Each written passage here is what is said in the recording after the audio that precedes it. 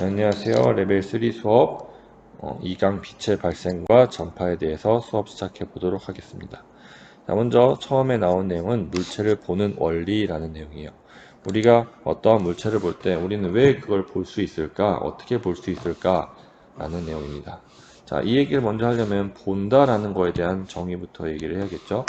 자, 본다 라는 행위는 일단 우리 몸에서 어느 감각기관으로 우리 물체를 보죠? 코나 입으로 보진 않죠. 우리가 물체를 보는 감각기관은 눈이에요.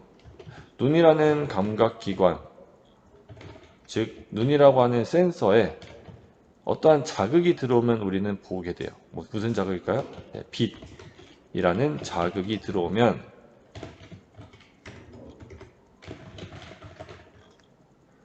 그 자극이 눈에 있는 시각세포를 흥분시키고 그 시각세포의 흥분에 의해서 나오는 물질들이 전기신호를 만들어서 대뇌로 전달되면 대뇌는 우리 주인님이 저 물건을 보고 있구나 라고 판단을 내리게 돼요.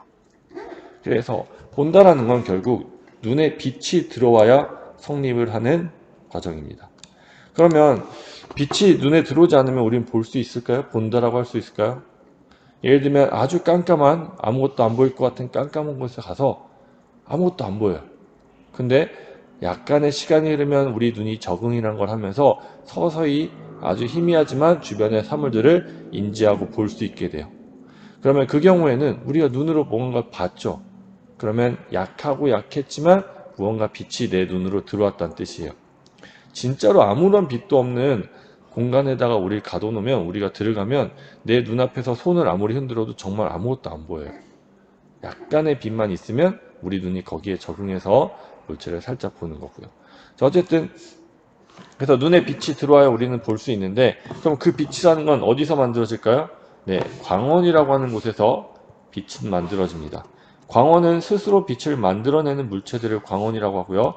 대표적인 광원들을 적어보면 태양, 그 다음에 하늘에 떠있는 별, 그 다음에 전등, 그 다음에 LED, 그리고 촛불, 또 핸드폰 액정, 핸드폰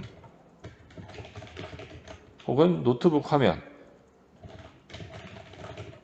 그 다음에 비상등의 등불 등등 이런 것들이 광원이 되겠습니다.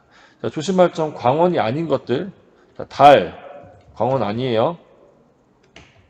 거울, 반짝반짝할 때가 있지만 거울도 역시 광원 아닙니다. 자, 광원 아닌 것들 기억해 주시고 광원이 무엇인지도 기억해 주세요. 자, 그럼 이런 광원에서 빛이 만들어지는데 그럼 물체를 보는 과정은 어떻게 될까요? 광원에서 빛이 만들어지고 광원에서 출발한 빛이 물체에 반사가 돼요. 그리고 그 반사된 빛이 우리 눈에 들어오면 우리는 그 물건을 인식한다 라고 표현합니다. 그래서 어떤 책에 글이 써 있고 내가 그 책을 바라보고 있어요.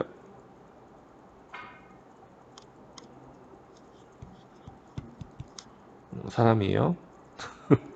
네, 여기 눈, 코, 입입니다. 자, 책을 바라볼 때, 자, 여기 이 공간에 빛이 없으면 우린 책을 읽을 수 있어요? 없어요? 읽을 수 없는데, 감사하게도 여기 전등이라는 게 있어요. 슈아. 전등에서 빛이 나오고 있어요. 전등. 자, 그럼 우리가 책을 볼 수 있는 과정을 그리시오라고 하면 어떻게 그리면 되냐면, 화살표 꼭 주의하세요. 광원에서 나온 빛이 책에 부딪혀서 반사되어서 우리 눈으로 오면 우리는 책을 볼 수 있습니다. 절대로 눈에서 레이저를 뿜어내면 안 됩니다. 이거 틀렸어요. 이렇게 그리면. 자, 이러한 경로로 우리는 물체를 보게 된다. 아시겠죠? 자, 다음 빛의 분산. 자, 분산의 정의부터. 분산이란 햇빛 같은 어떤 빛을 프리즘 그리고 분광기라고 하는 장치에 비추면 여러 가지 색으로 나뉘어지는 현상을 분산된다, 빛이 나뉘어진다 라고 표현합니다. 자, 빛이 분산되는 이유는 먼저 빛이라는 거에 대한 얘기를 잠깐 해보면 우리가 앞에서 파동을 배웠고 파동에서 뭘 배우냐면 그 매질이 필요 없는 파동 중에서 전자기파라는 걸 배웠을 거예요. 전자기파. 매질이 필요 없는 파동. 이 전자기파라는 건 이 전자기파의 길이에 따라 즉 파장에 따라 파장이 매우 짧은 것부터 파장이 매우 긴 것까지 쭉 분류를 할 수 있는데, 그 중에 특정 파장의 영역의 전자기파를 우리는 빛이라고 하고, 그 빛을 우리는 볼 수 있기 때문에 가시광선이라는 표현을 써요. 자, 어쨌든 빛도 전자기파예요. 그 말은 파동이란 뜻이고요. 파동이라면 파동의 속력 V는 진동수 곱하기 파장, 이렇게 표현해서 구할 수 있죠. 그리고 이 빛의 속력은 이때 광속 C라고 보통 표현을 하고요. 자, 근데 공기 중에서는 빛의 속력이 동일하기 때문에 혼합되어서 모든 색깔의 빛들이 다 진행을 하다가 그러한 빛을, 섞여 있는 빛을 백색광이라고 합니다. 여러 가지 색이 혼합되어진 것. 이 백색광이 프리즘을 통과하면서 굴절이란 걸 하게 돼요. 굴절을 하는데 색깔에 따라 속도가 달라져. 색깔마다 유리로 들어갈 때의 속도가 다 달라요. 그래서 굴절하는 정도가 달라져서 나뉘어지게 됩니다. 자, 이때 색깔에 따라 라는 말을 좀 다른 표현으로도 쓸 수 있어야 되는데, 이렇게도 쓸 수 있어야 돼요. 파장에 따라, 혹은 진동수에 따라, 이런 식으로도 표현을 합니다.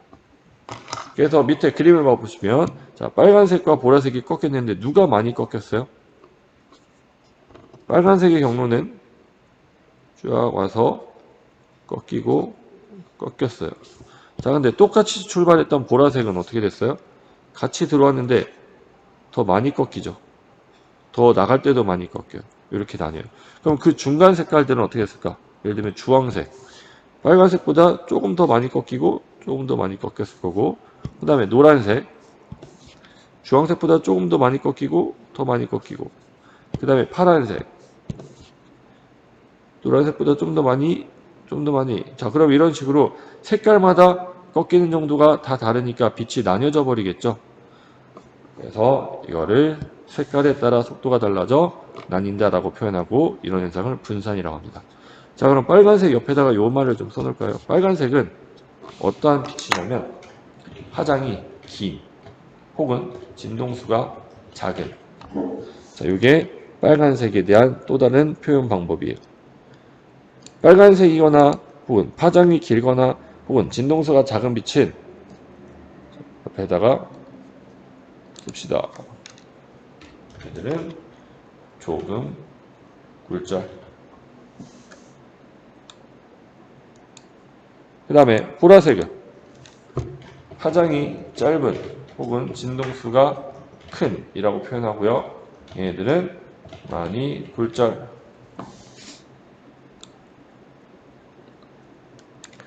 그 다음에 색깔마다 다 꺾이는 정도가 다르니까 나뉘죠. 참고로 옛날에 뉴턴은 이렇게 표현했더라고요. 빛은 알갱이 입자라고 생각했었거든요, 뉴턴은.